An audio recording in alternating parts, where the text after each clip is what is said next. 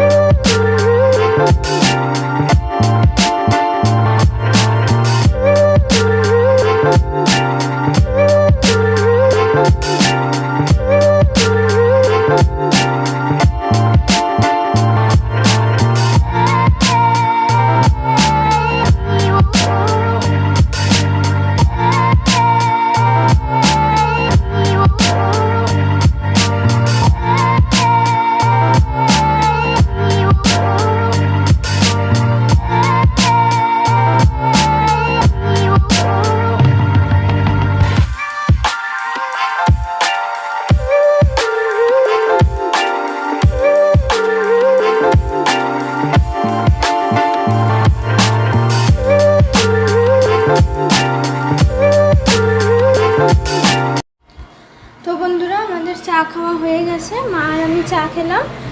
তো তোমাদের তো আজকে দেখায়নি যে কী ফুল ফুটেছে, তো আগে সেটা দেখিয়ে দিই। আজকে যে এই জবাটা ফুটেছে, ওইদিকে দুটো অপরাজিতা ফুটেছে আর নয়নতারা, বাস। তো এইটুকুই ফুল ফুটেছে আজকে। আর আজকে সকালে আমরা ম্যাগি খাবো। তো চা খেলাম, এখনও দেরি আছে খেতে। তো মাকে বললাম যে আজকে আমি ম্যাগিটা করব।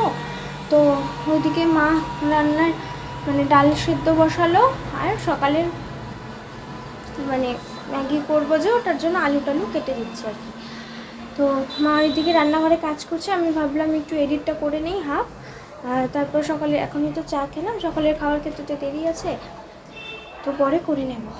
তো চলো আমি এখন এডিটটা করে নিই, তোমাদের সাথে আবার ম্যাগি করার আগে দেখা হচ্ছে। তো বন্ধুরা, আসলাম রান্নাঘরে, এখন ম্যাগিটা করে নেব। সকালে আজকে ম্যাগি খাবো। আর ওইদিকে মার স্নান হয়ে গেছে, মা এখন পুজোটা দিয়ে নেবে। তো আজকে মাই পুজো দেবে। তো আমি এখন ম্যাগিটা করে ফেলি, মার পুজো দিতে দিতে তারপর আমি খেয়ে দিয়ে একবারে স্নানটা করে নেব। আর মার পুজো দেওয়ার পরে মা একবারে খেয়ে নিতে পারবে। তো চলো, তোমরা দেখতে থাকো।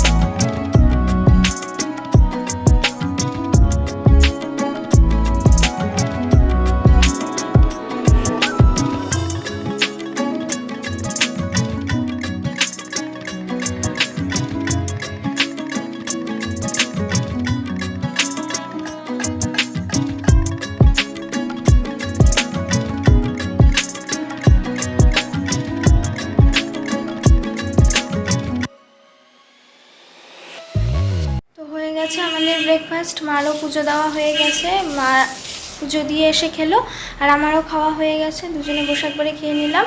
এখন মা যাবে রান্না করতে আর আমি স্নানটা করে আসি। তো চলো তোমাদের সাথে স্নান করে এসে তারপর একবারে কথা হচ্ছে। তো বন্ধুরা এই দেখো মা পুজো দিচ্ছে এখানে, তো আমি স্নান করে আসলাম, এসে দেখি মা এখনও পুজোই দিচ্ছে, হয়নি মার পুজো দেওয়া, কারণ মা ওই ঠাকুরের অন্য জিনিসগুলো আর কি যেখানে রাখে সেই জায়গাটাকে পরিষ্কার করলো। আর এদিকে মা আজকে রান্না করবে হচ্ছে আমের চাটনি, এখানে মুগ ডাল সেদ্ধ করে রেখেছে, মানে তিতে ডাল করবে, সেজন্য করলার মধ্যেও হলুদ লবণ মাখিয়ে রেখেছে। আর করবে হচ্ছে পাট শাক, সেজন্য পাট শাকগুলোকে কেটে ধুয়ে রেখেছে, আর রেখেছিল বকফুল, তো বকফুলের বড়া, তো আজকে এগুলোই হবে। তো বন্ধুরা রেডি হয়ে গেছি, মাও রেডি হয়ে গেছে, এখন একটু বেরোবো।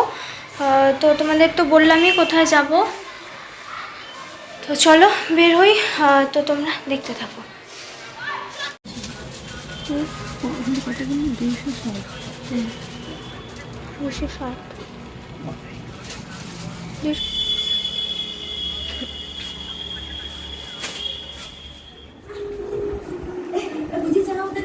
দাদা দাদা দাদা দাদা দাদা দাদা দাদা দাদা দাদা দাদা দাদা টাটা ভাই যাই রে টাটা।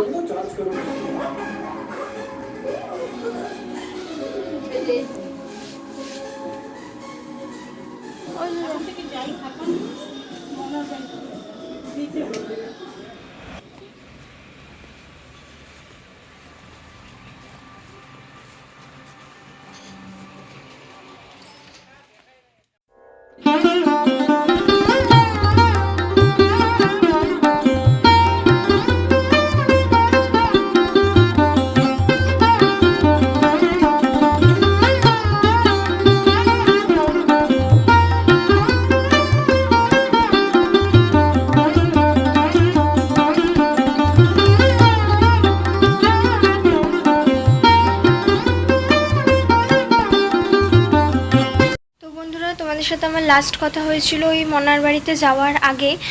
তো আমার একটা গন্ডগোল হয়ে গেছে, ওই রেডি হওয়ার আগে যে আমি ভিডিওটা করেছিলাম স্নান করে আসার পর, সেটা আমার ডিলেট হয়ে গেছে। পার্লারে বসে বসে হুট করে দেখলাম, মানে আমি অন্য ভিডিও আর কি ডিলেট করতে করতে গ্যালারি থেকে ওই ভিডিওটা না ভুল করে ডিলেট করে ফেলেছি।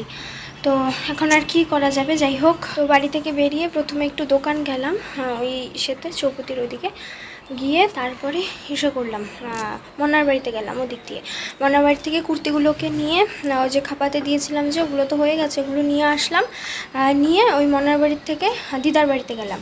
তারপর দিদার বাড়ির থেকে আবার আসার সময় মানে দিদার জন্য যেটা কিনেছিলাম সেটা গিয়ে দিদাকে দিয়ে আসলাম একবারে। আর এসে ঘনর গাড়ি কিনতেও গেছিলাম একটা দোকানে।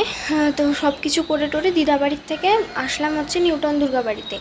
তো আমাদের পাশে যে দুর্গাবাড়ি সেখানে হচ্ছে তোমার ওরকম অষ্টমী স্নানের আর কি ভোগ, ওরকম মানে দিনে দিনে এখানে ভোগ হয় না, এখানে খালি পুজোর দিনগুলোতে হয়, দুর্গা পুজোতে হয়, তারপর এখানে কালী পুজোতে যখন হয় তখন ভোগ নেয়, মানে ওরকমভাবে ওই মন্দিরে যেরকম সব রকমেরই ভোগ নেয় এখানে নেয় না। তো তার জন্যই গেছিলাম নিউটন দুর্গাবাড়িতে, ওখানে গিয়ে ভোগটা দিয়ে আসলাম, কারণ অষ্টমী স্নানের দিন আর কি আমার দাদা বলতে আমার মার বাবা, ওই দাদা মারা গেছিলো। তো তারপরের থেকে 1 বছরের তো বাৎসরিক কাজ করেছিল, তারপর দিদা ওই মন্দিরেই ভোগ দেয়, তো সেই ভোগটাই দিতে গেছিলাম। আর বাইরে যাওয়া হয় কি হয় না, তো সেজন্য একবারে ওই ভোগটা দিয়ে আসলাম। ওই মন্দিরে যেতে হয়েছিল, তারপর মন্দির থেকে গেলাম একটু পার্লারে। তারপর তোমরা তো দেখেছোই যে আমার আইব্রোস উঠে একদম খুব খারাপ অবস্থা, মারও তাই। তো পার্লার থেকে এই যে এখন আসলাম ঘরে এসে, এখনও লাঞ্চ হয়নি আমাদের, মা ভাত বসালো, তো খাবো। তো কি করব, আমার যাওয়ার আগে ভিডিওটা ডিলিট হয়ে গেছে, কি করা যাবে। তো ওখানে বলেছিলাম আমি যে কোথায় কোথায় যাব, সে ভিডিওটা তো ডিলিট হয়ে গেল, তাই এখন আবার বলে দিলাম। তো চলো এখন আমরা লাঞ্চটা করে নিই, তো তোমরা দেখতে থাকো। তো বন্ধুরা আমাদের লাঞ্চ হয়ে গেছে, তো লাঞ্চের সময় তো আর ভিডিও করিনি, আমি ভেবেছিলাম এসে ভিডিও করব, কিন্তু তোমাদের সাথে কথা হলো লাস্ট তার কিছুক্ষণ পর থেকেই এখানে প্রোগ্রাম শুরু হয়ে গেছে। যেহেতু কালকে পয়লা বৈশাখ, সেহেতু এখানে আর কি প্রোগ্রাম শুরু হয়ে গেছে, আমি জানি না কি হচ্ছে, যাইও নি সেখানে। তো এখন যদি আমি কোনো ভিডিও করি একটু পরেই গান চলবে, কপিরাইট চলে আসবে। সন্ধ্যাবেলাতেও প্রোগ্রামই হবে, এখানে আবার এসেও বসেছে, তো সেজন্য এখন গান চললে তো কপিরাইট চলে আসবে। আমি না ঘরে কথা বলতে পারবো না ওখানে গিয়ে কথা বলতে পারবো, কারণ আমাদের এই ফ্ল্যাটের থেকে তো মানে ওখানে যেই সাউন্ডই হোক না কেন এখান থেকে স্পষ্ট শোনা যায়। আমার কথা এখন শুনতে পাচ্ছ কি না তোমরা আমি তাও জানি না। তো আজকে না ভিডিওটা এখানেই এন্ড করে দিচ্ছি, কারণ বেকারে আমি কথাই যখন বলতে পারবো না আর ভিডিওটা বড় করে কি হবে বলো। তো আজকে ভিডিওটা না এখানেই এন্ড করে দিচ্ছি। তো এখন একটু শুভ, তো বিকালে রোজ যা করি তাই করবো, উঠে যদি কিছু করার থাকে বা তোমাদের সাথে শেয়ার করার থাকে অবশ্যই শেয়ার করব, আমি পরে আমি এডিট করার সময় ঠিক করে নেব, নাহলে আমি আজ ভিডিওটা এখানেই এন্ড করে দিচ্ছি। তো আজকে ভিডিওটাতে মানে সেরকম বলতে গেলে কিছুই নেই, তো যা যতটুকু আছে তাই হয়েছে আমার সাথে তাই শেয়ার করেছি। যদি ভালো লেগে থাকে তো প্লিজ তোমরা লাইক শেয়ার অ্যান্ড সাবস্ক্রাইব করে দিও। আগামীকাল আসছি আবার একটা নতুন ব্লগ। আজকের মতন সকলকে জানাই টাটা, আর হ্যাঁ তোমাদের সকলকে জানাই শুভ নববর্ষ। তোমরা খুব খুব ভালো থাকো। আর আজকের আমার ভিডিওটা, আজকে তো নববর্ষ না, এই ভিডিওটা আমার কাল আপলোড হবে, সেই জন্য তোমাদেরকে জানিয়ে রাখছি শুভ নববর্ষ, কারণ তোমরা যখন যেই টাইমে আর কি আমার ভিডিওটা দেখতে পাবে তখন থাকবে নববর্ষ, সেজন্য। তো চলো সবাই ভালো থেকো, আজকের মতন সকলকে টাটা।